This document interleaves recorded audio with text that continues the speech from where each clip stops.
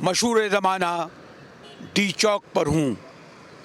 24 नवंबर को पूरा तकरीबन हफ्ता होने को आ रहा है। 24, 25, 26 नवंबर को इस डी चौक पर क्या हुआ, इसके दाएं हाथ बाएं हाथ और वो जो जा रही है पार्लियामेंट, वहाँ तक क्या हुआ। डी चौक की अहमियत ये है कि इसे रेड जोन में कहा जाता है, और फिर इसलिए भी इसकी अहमियत है कि पीछे पार्लियामेंट यानी कौमी असम्बली और सेनेट हैं, आगे बढ़े तो ऐवान वज़ीर आज़म, फिर सदर ममलिकत का घर, फिर जनाब इलेक्शन कमीशन का ऑफिस, फॉरेन ऑफिस, सिक्योरिटी एजेंसियों के इदारे। ये हुकूमत ने रेड लाइन खींची हुई है, इसे क्रॉस करने नहीं दिया जाए। फील्ड मार्शल अयूब खान ने 50 की दहाई में पाकिस्तान दारुल हुकूमत आने का इसलिए सोचा था कि कराची सियासी हंगामों का गढ़ बन गया था। उन्होंने इस्लामाबाद जैसा पुरफिदा मकाम तलाश किया जहां दूर दूर तक कोई ऐसी सूरत-ए-हाल नहीं थी कि कभी कोई उनके लिए बाइस बनती, यानी रियासत या हुकूमत के ख़तरे का। 1977 तक भी इस्लामाबाद की वो अहमियत नहीं थी जब जुल्फ़िकार अली भुट्टो को फांसी चढ़ाया गया। चंद हज़ार लोग ज़रूर निकले, लेकिन फिर ये ग़ालिबन टर्निंग पॉइंट था 2014 में, जब बानी तहरीक ने कंटेनर लाकर इस डी चौक को सारी दुनिया में रूज शनास कराया। महीने डेढ़ से ज़्यादा रहे, वापस चले गए, लेकिन बाद में जितने भी जलसे जुलूस होते रहे वो इसी डी चौक में। लेकिन पाकिस्तान की हालिया सियासी तारीख़ में ग़ालिबन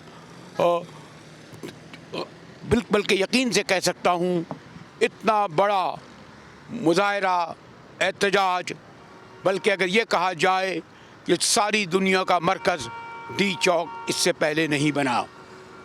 इस डी चौक पर हुकूमत के हामी सिक्योरिटी फोर्स के तसादुम में के नतीजे में कितनी हलाकतें हुई, कितनी गिरफ्तारियां हुई, बहुत तफसील से आ चुका है।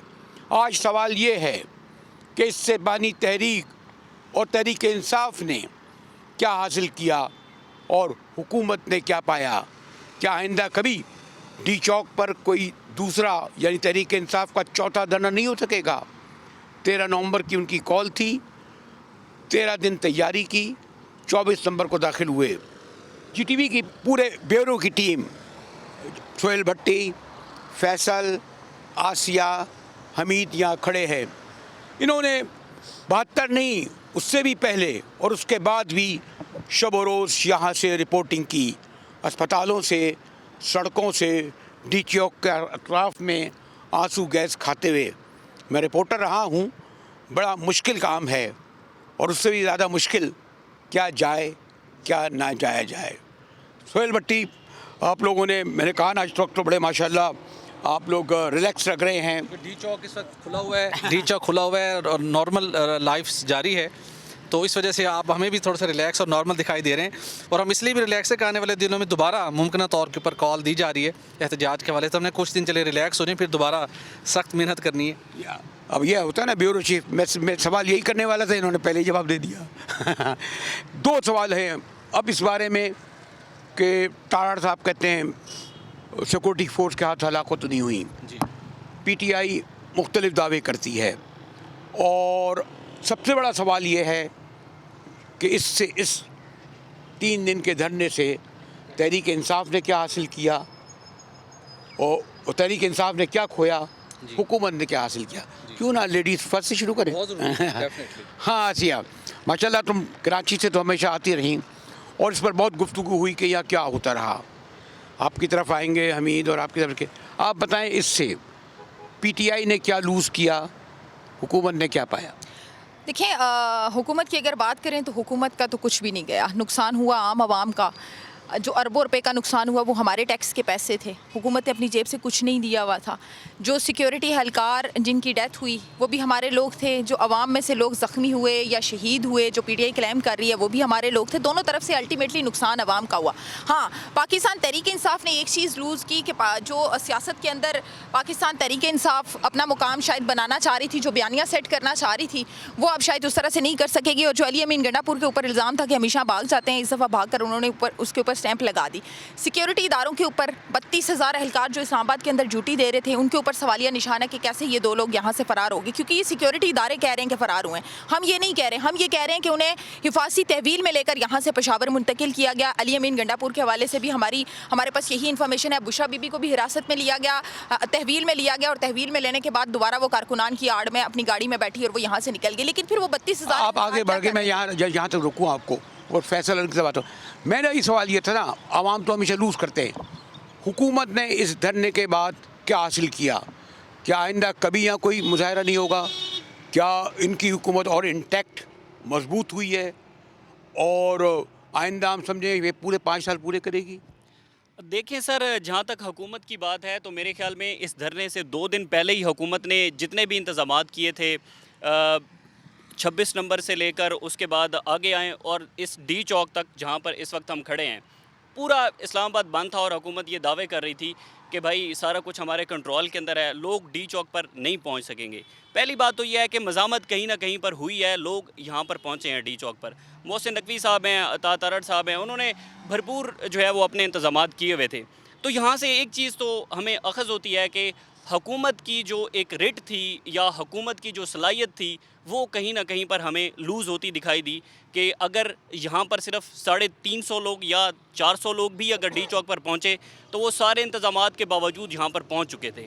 تو حکومت کی جو صلاحیت ہے وہ کہیں نہ کہیں پر کمزور ہے. اس کا مطلب ہے کہ اس کے جو اپوزٹ سائڈ ہے تحریک انصاف کی, اگر تو اس کے لیے میں حمید کی طرف آؤں گا. یہ عام طور پر اسٹیٹ یعنی حکومت کو کہا جاتا ہے کہ وہ ماں کی طرح ہوتی ہے. یہ تو خیر ایک بڑا تصور خیالی اور خوابی ہے. تو یہ جو انہوں نے کہا کہ تحریک انصاف حکومت کا, آپ ایگری کرتے ہیں کہ حکومت نے گین کیا, اور ان کے خیال میں یا ان کے کہنے کے مطابق ہم کسی بڑے نقصان کے بعد اس طرح مضبوط ہوئے کہ آئندہ تحریک انصاف کا کوئی مارچ ڈی چوک تو کیا اٹک پل بھی کراس نہیں کر سکے گا؟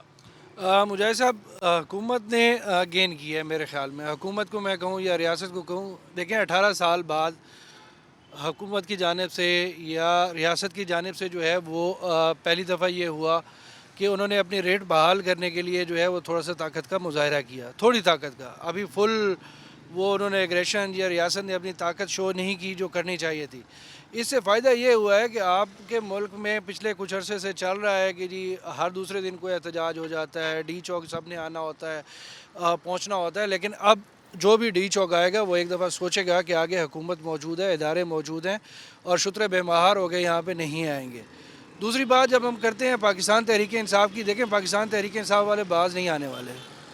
وہ اس مہینے ایک اور احتجاج جیسے بٹی صاحب کہہ رہے تھے کہ آنے والے دنوں میں ہو رہا ہے, وہ پلان کر رہے ہیں. اور ابھی ان کی کور کمیٹی, سیاسی کمیٹی, قانونی کمیٹی, اس کے اندر رائے آنا شروع ہو گئی ہے کہ اگلا احتجاج کیسے پلان کیا جائے, اور وہ آئیں گے یہاں پر آ کے احتجاج کریں گے.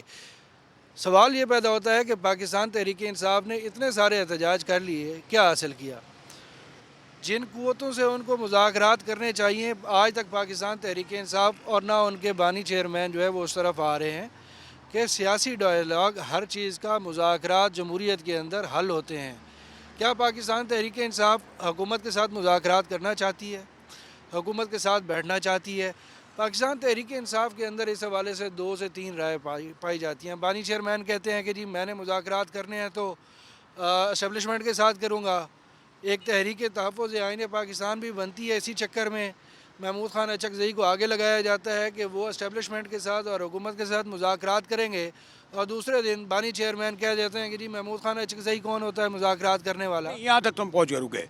لیکن سوال یہ ہے بٹی صاحب, یہ جو ہمارے دوستوں نے بڑے ایک آرا دی, مثلاً یہ کہ انہوں نے آرا دی کہ جی جو بتایا ہم یہ کیوں ڈسکس کریں؟ آپ کو بھی پتہ ہے کہ پارٹیاں پاکستان میں فرد واحد کی طرح ہوتی ہیں. کوئی برٹن میں لیبر پارٹی نہیں ہوتی, کوئی ہندوستان میں کانگریس اور غورو نہیں ہوتی. وہاں بھی شخصیت پرستی ہے امریکہ میں, لیکن یہاں تو گنڈاپور کیا کرے, مراد سعید کیا کرے, علیمہ کیا کریں, نام لیتے چلے جائیں, گور کیا ہے, ون مین خان صاحب. میرے تو خیال یہ باتیں ارریلیونٹ ہو جاتی ہیں. لوگ آتے انہی کے لیے ہیں, لڑتے انہی کے لیے ہیں, جان بھی انہی کے لیے دیتے ہیں, واپس بھی انہی کو جاتے ہیں, ووٹ بھی انہی کو دیتے ہیں. تاریخ یہ ہے. نون لیگ اور پیپلز پارٹی وہ اس طریقے سے بھاری بھرکم شخصیت کی پارٹیاں نہیں رہیں.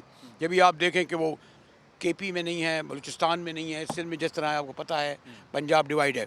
تو ہم یہ ڈسکس کرنے کے بجائے کہ یہ سوچ پائی جاتی ہے کہ علیمہ کو نہیں نکلنا تھا, بشرا کو نہیں نکلتا, ہم یہ کیوں نہ سوچیں کہ بانی تحریک جہاں پر 1.5 سال پہلے کھڑے تھے, کیا آج وہ اتنی مضبوطیت سے اور اپنی مقبولیت کے ساتھ کھڑے ہیں؟ بہت شکریہ ولی صاحب. پہلی بات یہ ہے کہ جو آپ نے کسی بھی پارٹی کے اندر کسی کے مقبول ہونے کی بات کی, کوئی بھی سیاسی جماعت ہو اس کے اندر کوئی نہ کوئی ایک ہی لیڈر ایسا ہوتا ہے جو کہ ایک سینٹر آف گریویٹی ہوتا ہے ود ان پارٹی اور اکراس دا کنٹری بھی. تو پاکستان تحریک انصاف کی بات کریں تو بانی پی ٹی آئی وہی سینٹر آف گریویٹی کی ان کی وہی حیثیت ہے, اس میں تو کوئی دوسری رائے نہیں ہے. لیکن مسئلہ یہ ہے جہاں آج ڈی چوک میں کھڑے ہو کے ہم یہ ڈسکشن کر رہے ہیں, ایگزیکٹ آج سے تقریباً 10 سال پہلے تحریک انصاف نے 126 دن کا جو دھرنا دیا تھا وہ ڈی چوک تھا, اور اس سے پہلے تھوڑا سا پیچھے جانے کی رسائی تھی, اس وقت یہ گیٹ نہیں تھے. وہاں پر پہنچ کے انہوں نے پاکستان کی تاریخ کا سب سے طویل ترین دھرنا دیا, احتجاج کیا. بھلے دن کے وقت لوگ نہیں ہوتے تھے, لیکن انہوں نے حکومت کے اوپر ایک اپنے احتجاجی اپنی قوت سے اپنے دھرنوں کے ذریعے سے ایک ڈیٹرنس ضرور کریٹ کیا. اس کے بعد بھی مختلف اوقات کے حکومت کے لیے وہ پریشانی کا باعث ضرور بنتے رہے. یہ اسٹیبلش فیکٹ ہے کہ آپ احتجاج یا دھرنوں کے ذریعے سے عدالتی فیصلے تو امیڈیٹلی انڈو نہیں کر سکتے, آپ حکومتی نظام کو بھی الٹ پلٹ نہیں کر سکتے, لیکن وہ حکومت جو آپ کو ٹف ٹائم دے رہی ہے, وہ نیگوسیشن کے لیے بارگین جو آپ کرنا چاہتے ہیں اپنی کچھ کنڈیشنز کے اوپر, وہ مومنٹم سیٹ کرنا ہوتا ہے ان احتجاج کے ذریعے سے. معذرت کے ساتھ پاکستان تحریک انصاف نے وہ جو ایک اپنا مومنٹم بھی بلڈ کیا تھا وہ لوز کر گئی. وہ جو آپ کہہ رہے ہیں کہ اناؤنسمنٹ کس نے کی وہ میٹر نہیں کرتا, لیکن اس سارے اس جو ایکسرسائز تھی اس کی ناکامی کی صورت میں حکومت نے گین کیا, یہ نہیں کیا. پاکستان تحریک انصاف اس سے بری طرح سے متاثر ہوئی ہے. آج تازہ ترین خبریں آ رہی ہے کہ وہ کہہ رہے ہیں جو سینئر قیادت ہے اس کو چارج شیٹ کرے, اندر آوازیں اٹھ رہی ہیں. تو بانی پی ٹی آئی کا جو کیس تھا جو ایک رائٹ ڈائریکشن میں بڑھ رہا تھا بات چیت کے حوالے سے, وہ کمزور ہوا ہے. اب مذاکرات کہیں جگہ پہ جا کے سٹارٹ بھی ہوں گے. یہاں تک بھٹی صاحب آئیں تو مجھے ایک وقفہ لینا ہے, لیکن سوال یہ ہے کہ بھٹی صاحب اور جو آپ لوگوں سے اب کروں گا کہ اگر آپ کہتے ہیں کہ 2014 کے بعد دھرنا ناکام ہوا, لیکن 2018 میں بہرحال سب سے بڑی پارٹی بن کے ابھری نون لیگ. میں فارم 45 47 میں نہیں جاؤں گا. کیا ان کی مخالف پارٹیاں اگر لوگ دھرنے کی سیاست ریجیکٹ کرتے ہیں تو کیا نون لیگ اور پیپلز پارٹی کی سیاست قبول کرتے ہیں؟ یہ بھی اپنی جگہ حال ہے. ایک سوال یہ اٹھے گا کہ نہیں وہ تو اور زیادہ مضبوط ہوئے, ان کی پاپولیٹی اور زیادہ بڑھی. پہلے کے پی یا پشتونوں کو حامی تھے, اب پنجاب بڑا, سندھ مقبولیت بڑی. یہ سوال کریں گے ایک وقفے کے بعد.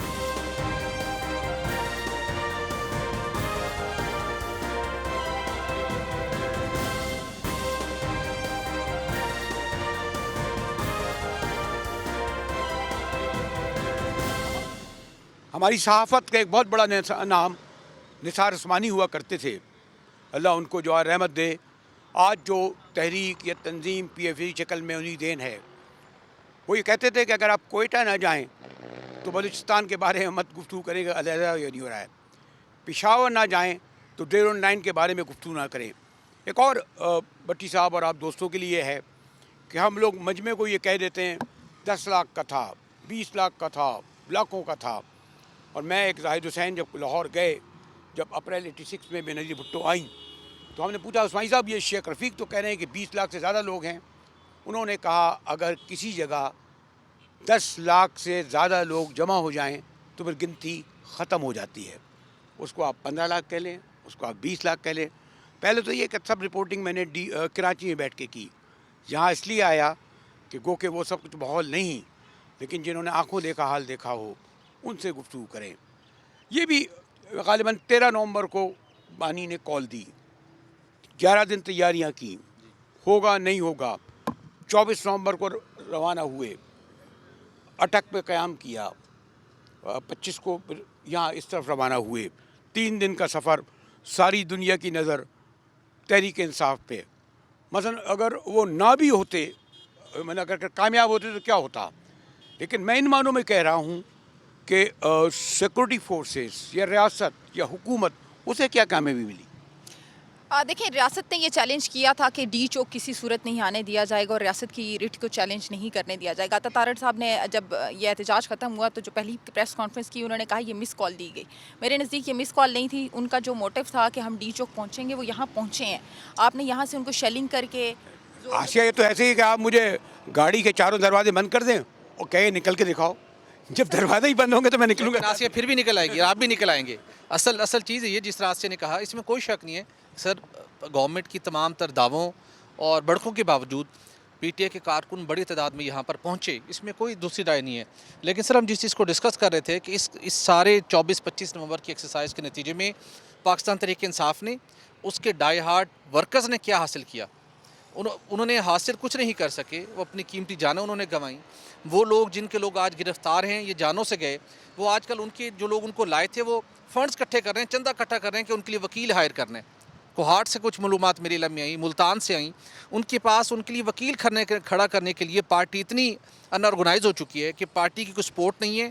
وہ لوگ جو لوگ آیا وہ چندہ اکٹھا کر رہے ہیں کہ وکیل حاصل کریں، اور باقی لوگ ڈھونڈ رہے ہیں ہمارے پیارے ہیں کہاں.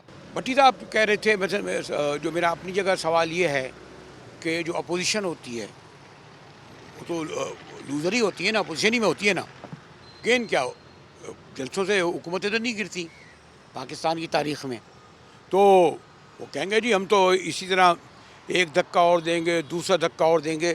لیکن پوری پاکستانی ریاست یا حکومت اسلام آباد میں سمٹ گئی، مفلوج ہو گئی.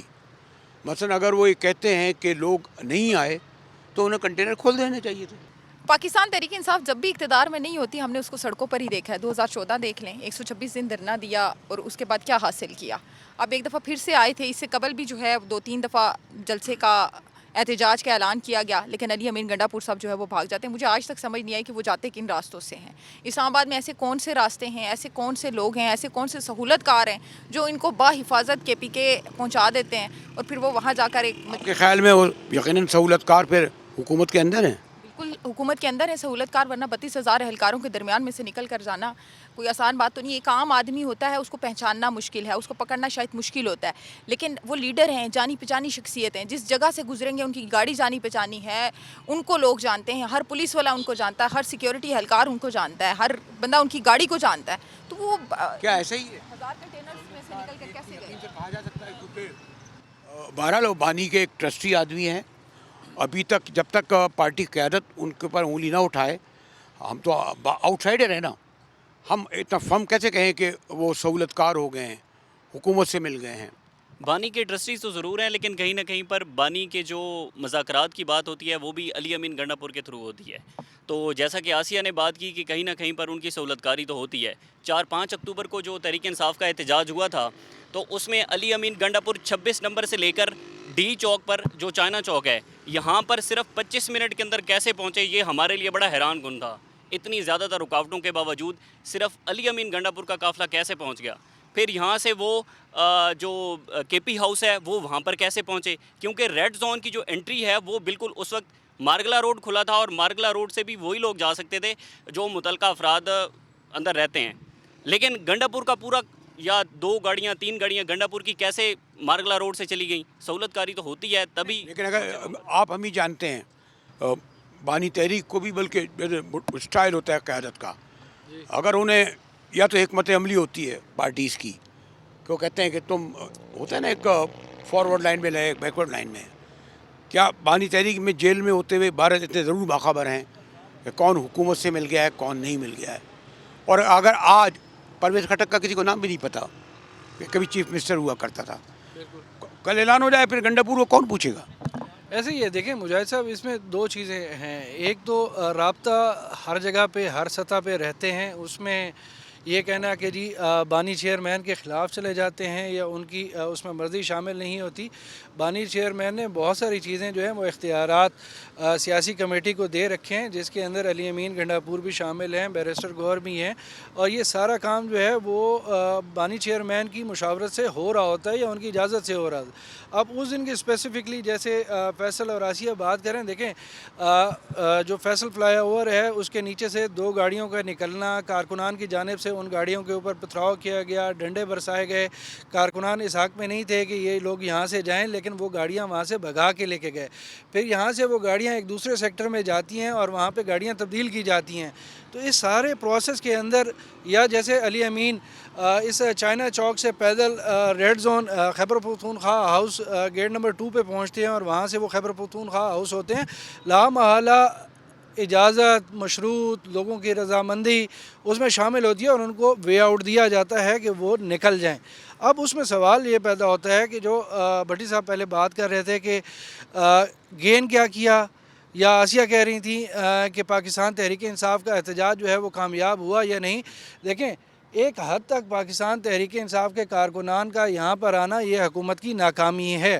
یہاں پر کارکنان آئے، یہاں پر پہنچے، پاکستان تحریک انصاف کا احتجاج جو ہے وہ کامیاب ہوا، لیکن ناکام ہونے کی وجہ یہ ہے کہ پاکستان تحریک انصاف کی سیاسی قیادت جو اس وقت موجود ہے اس کے اندر شاید پولیٹیکل وزڈم اتنی نہیں ہے جو شاید شاہ محمود قریشی کے اندر تھی یا دیگر جو لوگ ہیں ان کے اندر تھی. اور یہ لوگ جتنے ہیں اس وقت سیاسی کمیٹی کے لوگ، یہ آپس میں تقسیم در تقسیم کا شکار ہیں. ہر گروپ یہ چاہتا ہے کہ ان کا چیئرمین بن جائے، ان کا سیکرٹری جنرل بن جائے، اور ان چیزوں کی وجہ سے مسائل جو ہے وہ پیدا ہوتے ہیں. اور اس کی وجہ سے اب پاکستان تحریک انصاف کو اگر آنے والا احتجاج بھی ہوتا ہے تو دوبارہ سے ری الائنمنٹ کرنی پڑے گی اپنی، خاص کر جو سیاسی کمیٹی ہے اور کور کمیٹی ہے اس کے اندر ان لوگوں کو شامل کرنا پڑے گا جو بالکل جو بانی چیئرمین کی ہدایات ہیں اس کے مطابق عمل درآمد کریں.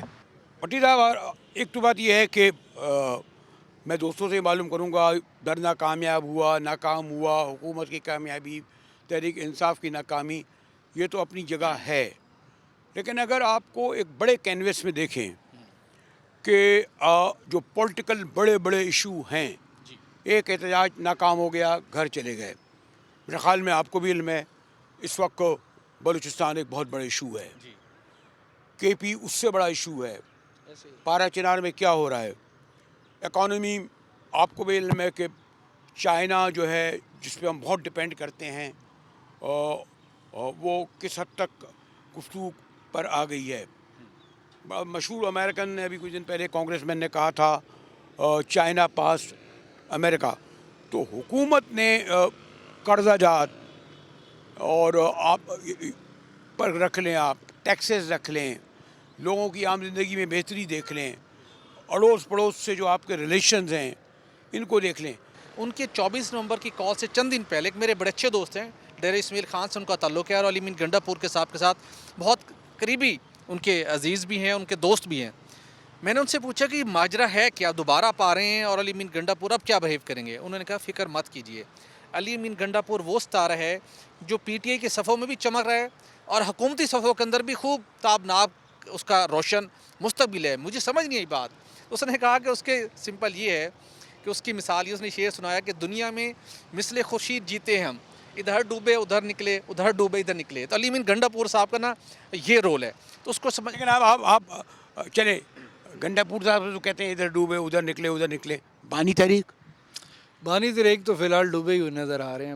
جو صورتحال ہے پاکستان تحریک انصاف کی، افسوس یہ ہوتا ہے کہ بانی تحریک نے جس جماعت کے لیے اتنا عرصہ لگایا اور جن لوگوں کو وہ آگے لے کے آئے وہ ان کی خواہشات یا ان کی ہدایات کے اوپر اس طریقے سے عمل درآمد نہیں کر رہے جس طریقے سے سیاسی ورکر کو یا سیاسی لیڈرشپ کو کرنا چاہیے. اگر وہ ڈوبے تو شریف حکومت کو فائدہ ہوا، مستحکم ہوئی؟ میرے خیال میں کوئی زیادہ مستحکم تو نہیں ہوئی، لیکن ہاں الٹیمیٹلی جو ان کے اپوزٹ سائڈ ہے پارٹیز ہیں ان کو فائدہ تو ضرور ہوا. ایک چیز چھوٹی سی جو میں ایڈ کرنا چاہتا تھا وہ یہ تھا کہ 24 نومبر کے احتجاج سے پہلے تحریک انصاف کے رہنماؤں نے ویڈیو پیغام جاری کیے کہ آپ نے ڈی چوک پر عوام نے پہنچنا ہے، لیکن ان میں سے صرف 2 لوگ ہی ڈی چوک پر پہنچے، باقی جو 200 لوگ تھے یا پھر تحریک انصاف کے 300-400 جو رہنما ہیں ان میں سے صرف 2 لوگ ہی یہاں پر پہنچے، باقی جو تھے وہ گھروں سے بیٹھ کر صرف ویڈیو پیغام ہی جاری کر رہے ہیں۔ اگر وہ پہنچ جاتے تو کیا ہوتا؟ سر وہ کہتے ہیں نا اپنے ہی گراتے ہیں نشے من پہ بجلیاں، تو بانی پاکستان تحریک انصاف اگر ان کے ساری قیادت نہیں پہنچ جاتی تو کیا ہوتا؟ دیکھیں مجاہد صاحب، اس حوالے سے میں میرے پاس بڑی کنفرم اطلاعات ہیں کہ ٹوٹل 7 MNAs اور 12 MPAs جو ہیں وہ اس احتجاج کے اندر کارکنان کے ساتھ شامل تھے، لیکن جب حکومت کی جانب سے آپریشن شروع کیا گیا رات 10 بجے، وہ سارے لوگ جو ہے یہاں سے نکل چکے تھے، اور بانی چیئرمین کی ہمشیرہ جو ایکسپریس وے کے اوپر موجود تھیں وہ بھی مجبوراً ان کو بھی یہاں سے اس وقت جانا پڑا، کیونکہ آگے جنہوں نے لیڈ کرنا تھا علی امین گنڈا پور یا بشرا بی بی یا بیرسٹر گوہر اسلام آباد میں ہونے کے باوجود سلمان اکرم راجہ لاہور سے نہیں نکل سکے، وہ یہاں تک نہیں پہنچ سکے، شیخ وقاص اکرم اسلام آباد میں موجود تھے۔ میں پاکستان تحریک انصاف کی سیاسی کمیٹی کے جتنے لوگ ہیں تقریباً 10 کے قریب اس کے ممبران ہیں، ان میں سے کوئی مطلب بنی گالہ کے اندر بیٹھے ہوئے تھے۔ میں اس سے بھی آگے بڑھتا ہوں۔ مثلا یہ کہ یہ آپ سب کچھ درست کہہ رہے ہیں، ایسا ہوا، لیکن بہرحال کیمرے کی آنکھ نے 2 گھنٹے میں جو کچھ اندھیرے میں ہوا وہ سب کچھ تو نہیں دکھایا۔ جو پاکستان تحریک انصاف کی جو بدترین ان کو اس دن ان کی اس کو ایک فیلئر کا سامنا کرنا پڑا، کسی صورت نہیں ہونا تھا۔ کارکنان اپنی جانوں سے لوگوں نے ہاتھ نہیں دھونے تھے، گرفتاریاں نہیں ہونی تھی، یہاں سے PTI کے لیے ایک بہتری کا ڈور اوپن ہو سکتا تھا، جو کہ پہلے تھوڑا سا کھلا تھا دروازہ، ان کی اس ناکامی نے اس کو دوبارہ بند کر دیے۔ پوری قیادت آتی، جب وہ قیادت جب غریبوں کے آپ نے بچوں کو بلایا، جب آپ MNA بنتے سینیٹرز بنتے ہیں، صرف MNA سینیٹرز کو بلو پاسپورٹ نہیں ملتا، بچوں کو بیوی کو بھی ملتا ہے، آپ دوسروں کی بچوں کو لاتے ہیں۔ تو یہ تو آپ کی روایت رہی ہے۔ آپ کو یاد ہوگا اسی شہر میں جب بھٹو صاحب کو پھانسی ہوئی تو غالباً 2000 آنسو بہانے والے نہیں تھے۔ نواز شریف نے ایک بڑا نعرہ لگایا تھا کہ آپ لوگ کہتے تھے قدم بڑھاؤ، نواز شریف پیچھے دے گا کچھ نہیں۔ یہی عمران خان صاحب کے ساتھ ہوا، اگر آپ یہ کہتے ہیں ان کے MNA MPA چھٹ گئے، لیکن واٹ نیکسٹ؟ مثلا کیا بحیثیت تحریک انصاف ختم ہو گئی، اور یہ جو اتحادی حکومت ہے چلے 2-4 سال بعد اس پوزیشن میں پھر ہے کہ وہ اگر الیکشن ہو تو پھر کامیاب ہو؟ دیکھیں اس وقت اگر فرینکلی اسپیکنگ بات کی جائے پاکستان تحریک انصاف کے ووٹ بینک کی، تو آگے 10 سال تو پاکستان تحریک انصاف کا ووٹ بینک موجود ہے اور وہ رہے گا۔ جو لوگ 10 سال زیادہ دے دیا آپ نے۔ بالکل زیادہ دیے، نوجوان نسل جو ہے وہ آج بھی بانی چیئرمین کی دیوانی ہے اور اس کے ساتھ لگاؤ رکھتے ہیں، وہ ووٹ دیں گے، لیکن اب لیکن میں رک جائیں آپ۔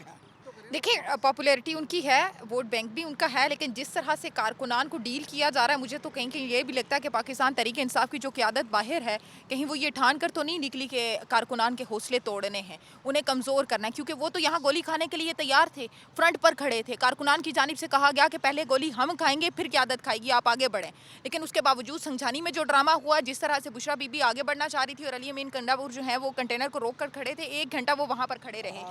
لیکن سوری ٹو سے جو تاریخ ایسی رہی ہے، 26 اکتوبر کو جو بی بی پر بڑا حملہ ہوا تو اکیلے چلی گئی، لوگ وہاں مرتے رہے۔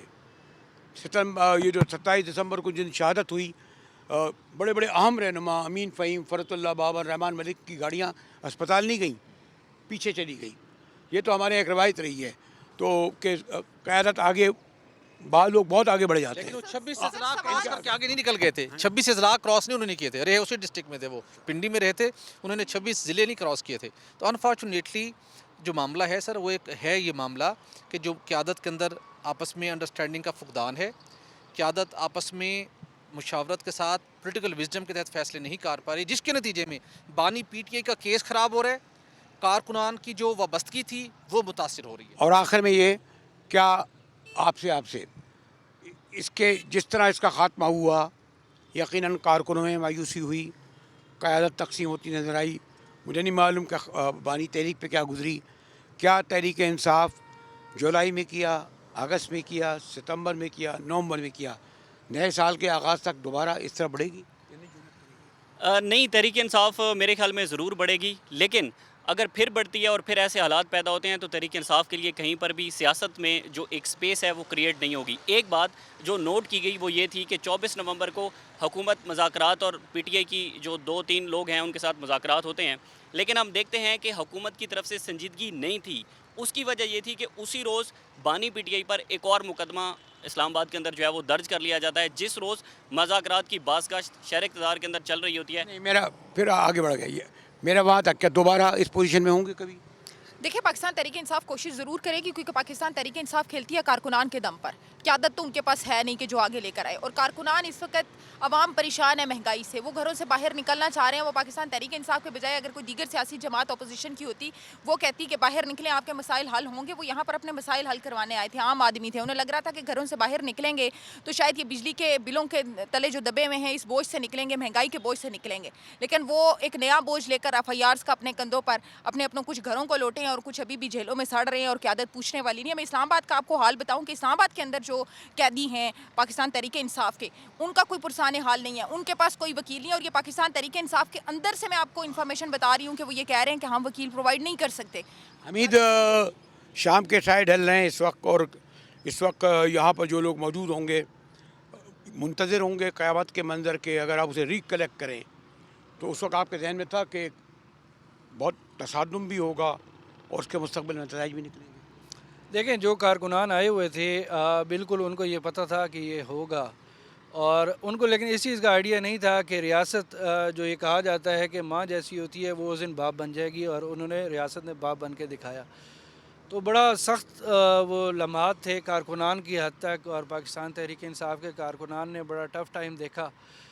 بدقسمتی سے اگر قیادت موجود ہوتی تو آج نتائج شاید کچھ اور ہوتے۔ آپ نے دیکھا کہ شریفوں نے یعنی ان کی پارٹی کے چند لوگوں نے لڑی، اتحادیوں نے ساتھ نہیں دیا، بلاول نے، پارلیمان بھی نظر نہیں آئی، اور آج میں وہی کہہ رہا ہوں کہ پی ٹی آئی کے بارے میں ہم ڈسکس کر چکے ہیں۔ تو پھر وہی میں کہوں گا کہ حکومت نے کیا کھویا، تحریک انصاف نے کیا کھویا، حکومت نے کیا پایا؟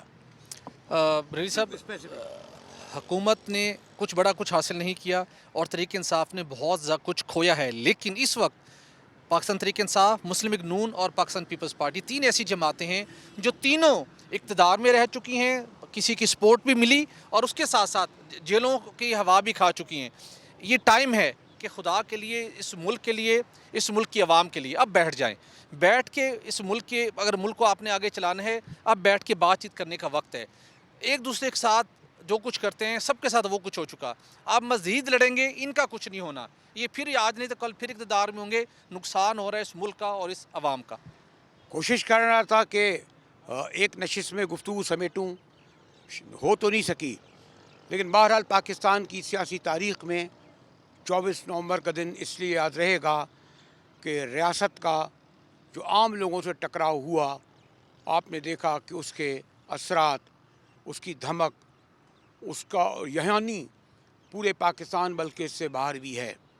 یہ سوال پھر بھی اپنی جگہ رہے گا، میں نے کہا نا کہ حکومت نے کیا حاصل کیا، تحریک انصاف نے کیا کھویا۔